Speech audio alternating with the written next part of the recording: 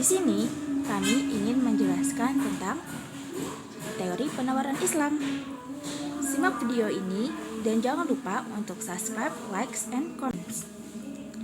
Penawaran adalah kalimat yang sudah menjadi makanan kita sehari-hari, karena itu berhubungan dengan perekonomian kita, baik itu pedagang mikro maupun yang makro.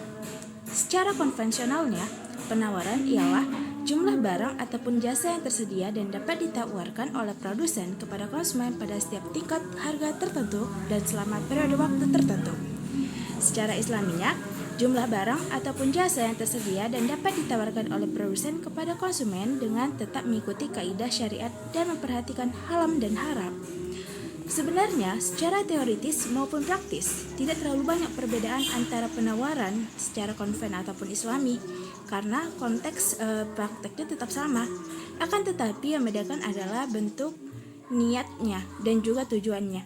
Jika penawaran dalam bentuk konvensional adalah untuk mendapatkan laba setinggi-tingginya untuk suatu perusahaan, maka untuk yang Islami, dia memberikan kemanfaatan kepada masyarakat sekitar dan juga untuk pedagang itu sendiri, serta memperhatikan kebaikan kepada sekitarnya.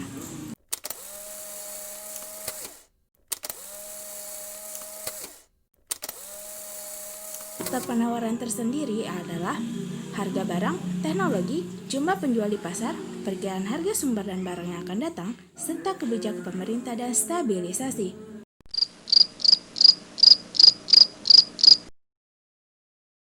Kurva penawaran. Kurva penawaran sesuai dengan hukum penawaran, yaitu semakin banyak yang dipesan, semakin banyak yang ditawarkan, maka semakin tinggi harganya. Begitupun sebaliknya, jika semakin sedikit yang ditawarkan, maka semakin tinggi harganya. Selanjutnya, zakat perniagaan, hal yang sudah sangat-sangat mendalam dalam bidang perniagaan dalam agama Islam.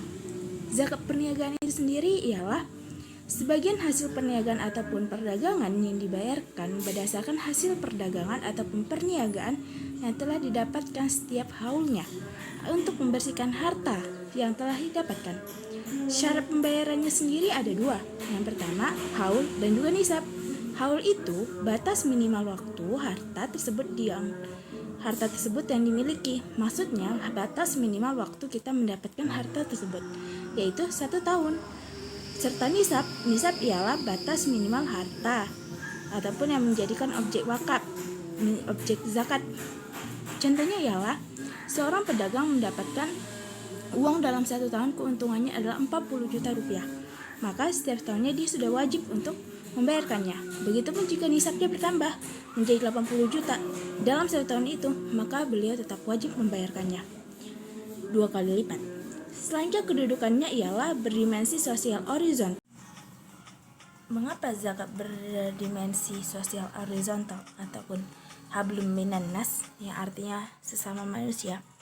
Hal ini dikarenakan karena dengan membayar zakat kepada yang membutuhkan seperti fakir, miskin, dan juga para pengutip zakat atau fisabilillah, musafir, itu dapat membantu perekonomian mereka dalam berjuang menghadapi segala kehidupan yang ada dan juga mensejajarkan diri mereka dengan kita pada umumnya yang memiliki kelebihan ataupun yang berkecukupan, serta memiliki dimensi hablum minallah, transcendental vertikal dengan Tuhan, karena zakat menandakan bahwa kita percaya kepada Allah dan juga rela memberikan hartanya pada jalan yang benar, serta memberikan segala sesuatunya kepada Allah sesuai dengan perintahnya. Artinya kita tunduk kepada Allah.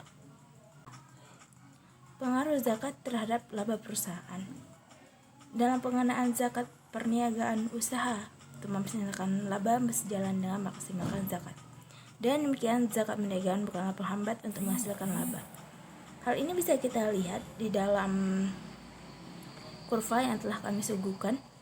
Zakat masuk ke dalam laba, sehingga zakat tidak mempengaruhi laba. Kenapa? Karena zakat tidak mempengaruhi harga dari suatu barang, sehingga tidak mempengaruhi pendapatan suatu perusahaan maupun labanya. Justru sebaliknya, laba perusahaan yang mempengaruhi banyak ataupun sedikitnya zakat yang akan kita berikan. Selanjutnya, kurva pajak penjualan terhadap perusahaan. Seperti yang kita lihat, kurvanya terdapat penurunan dan juga cakupannya dalam price dan juga kuantitinya, yang artinya dalam kurva ini jelaskan bahwa ada laba 1 dan juga laba 2 tergantung pada pajak yang telah diberikan pada suatu perusahaan. Pengaruh pajak penjualan itu pertama berdasarkan kurva yang kita lihat, ada turunnya keuntungan dari laba 1 menjadi laba 2. Yang kedua, turunnya tingkat keuntungan. Secara grafis, puncak kurva laba 1 lebih tinggi dari puncak kurva laba 2. Dan yang ketiga, munculnya rentang skala produksi yang mampu diproduksi oleh perusahaan. Hal ini adalah suatu hal yang wajar dikarenakan dengan membayar pajak, maka kita akan menaikkan harga produksi. Dan hal ini akan mempengaruhi penawaran. Jika pengeluaran maka akan mempengaruhi laba. Sehingga pajak secara tidak langsung, bahkan secara tidak langsung mempengaruhi laba yang didapatkan oleh perusahaan. Baik, terima kasih banyak kepada teman-teman sekalian yang telah menonton video kami pada kali ini. Don't forget to like and subscribe this video, and semoga kita semua bisa dalam perlindungannya Allah Subhanahu wa taala dan memiliki kehidupan yang baik. Amin ya rabbal alamin. Wassalamualaikum warahmatullahi wabarakatuh.